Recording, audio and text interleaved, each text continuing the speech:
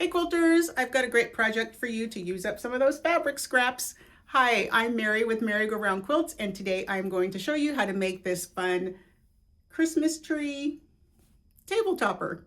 Let's get started. For this project, you're going to need some 1.5-inch strips, and I'm using a 16-inch piece of fabric that's a square to add my tree onto. I'm going to use this as a wall hanging or table topper. I took my strips and I cut several of them 4 inches long, and then I cut several that are 6 inches long. This doesn't have to be exact. You can mess with that a little bit if you like, but we're going to take 2.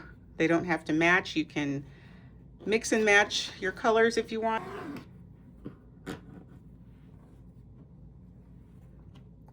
I'm going to take 2 of my 4-inch pieces and just kind of eyeballing it. I'm doing a couple inches from the top.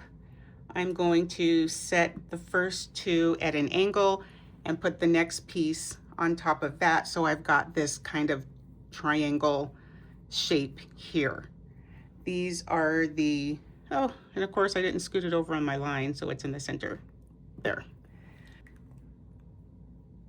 Once I'm happy with the placement, I'm going to take my glue pen and I'm just going to give it a dab to keep it in place so I can sew this down later.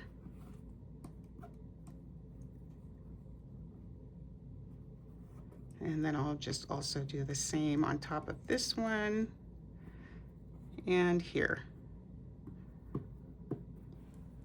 Now I'm going to take 2 6-inch strips and I'm going to, again, just place a little glue here where I want to start. We're going to stitch this down later. And again, on the bottom of this one, I'll just put another dab of glue. And we'll put a matching piece on the other side.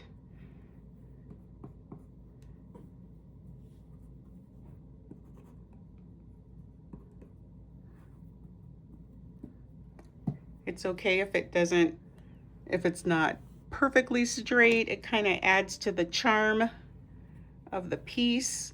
I'm going to take 2 more 4-inch, and again, it doesn't have to be exactly, but we're alternating small, longer, the smaller, or the shorter and the longer ones, we're just alternating. Let's put some glue here. Add that piece.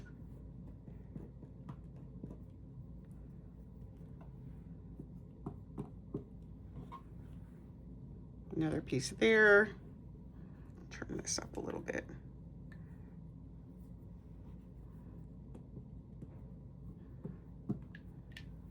Now we're going to go back into the 6-inch pieces. I did not cut these, so let me just trim off my selvage. Measure 6 inches. Let's see here. Again, doesn't have to be exact. 1, 2, 3, 4, 5, 6. I'm gonna just cut off an inch. And then we place our next 2.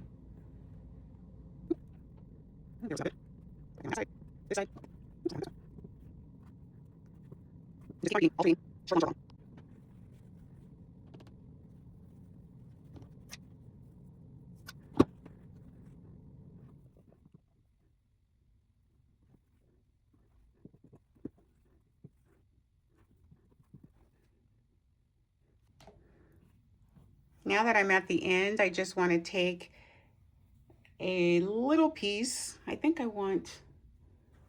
have some of this fun color here. I think I'm just going to cut off a tiny piece of this and use it for my trunk. Just going to cut a square piece, take off that selvage, and I'm just going to put that here, and that's going to be the trunk of my tree. I might actually go underneath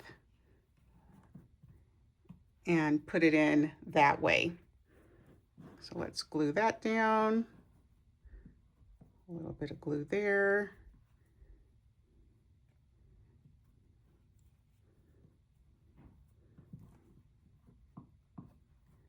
The ends are down. There we have our tree. Now it's time to do some fun applique on here and get it all stitched down. First, I think I want to add a little star onto the top of my tree. So I'm just going to use my drawing skills and draw a regular star here.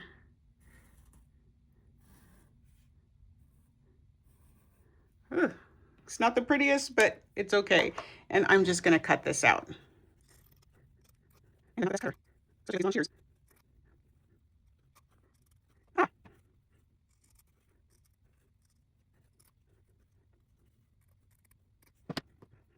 Okay, here's my star. I can spray this with water. I used a water soluble pen, so I can just spray this with water and that will disappear. So I'm just going to place this on the top here of my tree. At this point, you can go ahead and layer your quilt sandwich, or you can just leave it a single piece of fabric and take it to the machine and start adding stitches. You can add some decorative stitches. You can just do some straight stitching. It's raw edge applique, so you could do whatever you like. I think I'm going to go ahead and layer my quilt sandwich, and then I'm going to start quilting it. I like to cut my batting and backing a little bit bigger than my piece, so I'm going to do about a 1-inch border around here. Again, I'm not being careful. I'm just cutting. So I have my batting. Now I just need my backing.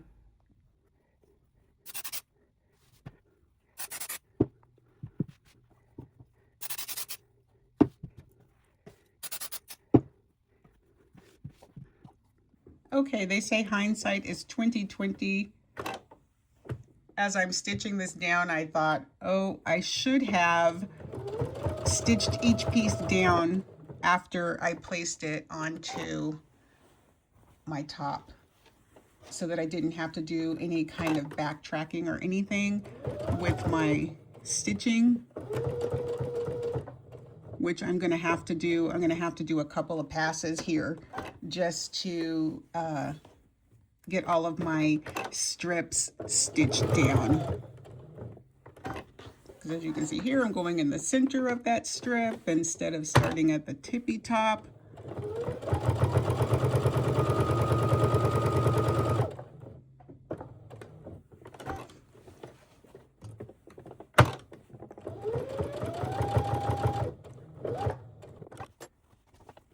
But just do as you can. You want to stitch yours down as you place them. You know, kind of place them, stitch down. Totally cool.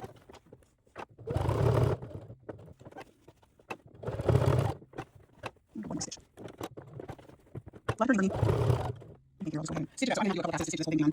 But that's okay. Never mind. It's still really quick. That one. So again, I'll stitch and I'll show you what it looks like.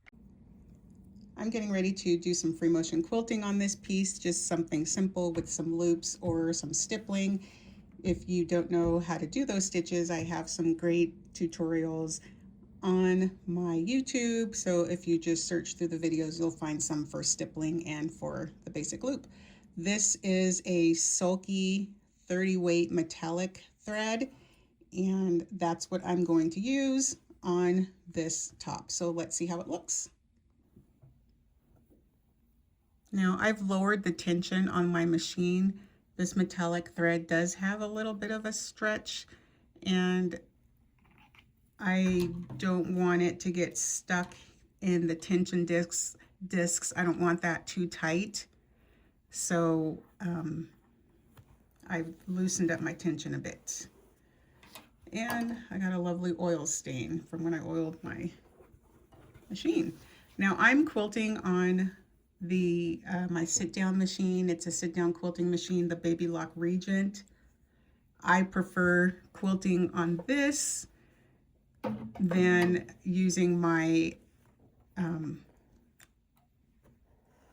sewing machine. This machine allows me to work a little faster, and I am all about speed when it comes to free motion quilting. Probably need to slow down, but I can go faster here than I can on my sit-down machine. Even though the premise is the same, I'm still holding my hands like I should for whether I'm using the sit-down machine or the sewing machine. I'm holding my hands at that 9 and 3 position, and I will get started.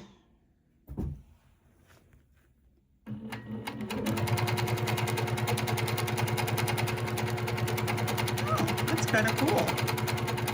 I'm just doing some stippling, some S shapes, and a random pattern. I'm going a little bit slower than I normally do just because I want to make sure that this thread doesn't break and that the tension is good. So I will just keep on going, making my S shapes, trying not to cross over my previous stitching lines if I can help it.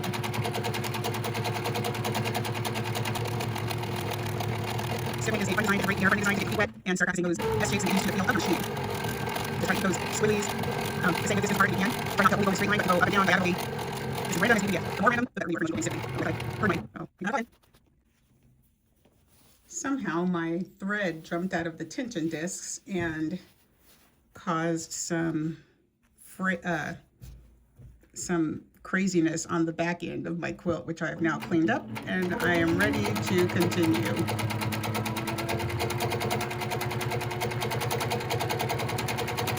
Let's just take a look. Perfect stitches on the back. Excellent. I'll just keep on going and do the rest of this, and I'll meet you at the end. Okay, this is done. All I need now is to bind it, and it's all finished. So here's the finished piece. I think it looks super cute with the checkered binding on here. It's a fun and easy project. I hope you like it. Remember to like and subscribe for more quilty content.